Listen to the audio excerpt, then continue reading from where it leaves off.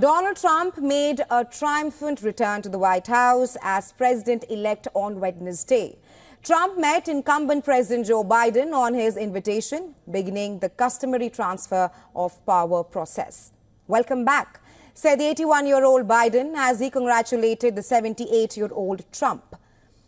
The man he has repeatedly branded a danger to democracy.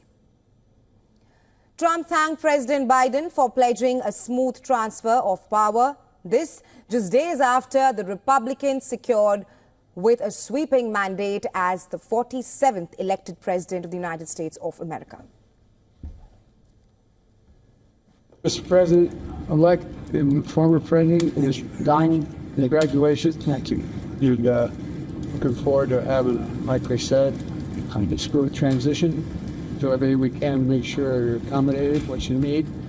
We're going to get a chance to talk about some of that today. So welcome back. Thank you very much. And politics is tough, and it's many cases not a very nice world, but it is a nice world today, and I appreciate very much a transition that's so smooth. It'll be as smooth as it can get, and I very much appreciate that, Jim.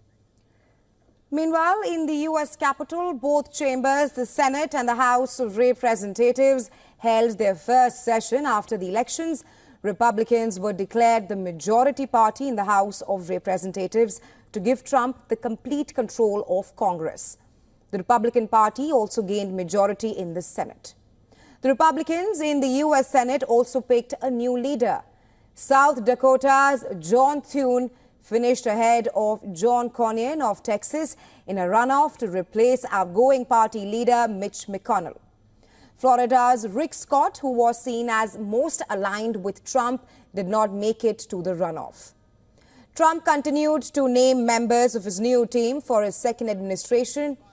Hours after meeting Biden, Trump named right-wing Florida lawmaker Matt Gaetz as his attorney general. Gaetz has been a staunch ally who has defended Trump in his court battles and impeachment fights. Trump also named former Democratic Congresswoman Tulsi Gabbard, who has opposed U.S. support for Ukraine and met Syria's President Bashar al-Assad as his incoming director of national intelligence. Trump also confirmed the nomination of Marco Rubio as Secretary of State.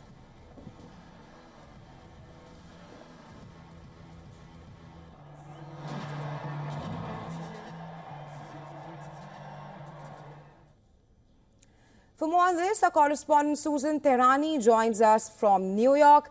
Hi, Susan. First up, what does Matt Gaetz' nomination for Attorney General signify for the Justice Department? Because as of now, he still needs confirmation from the Senate.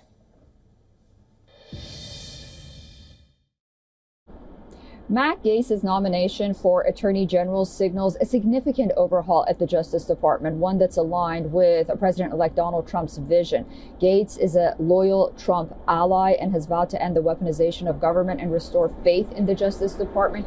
However, his nomination does raise concern among some senators, wondering if he's suitable for this role given past investigations against him.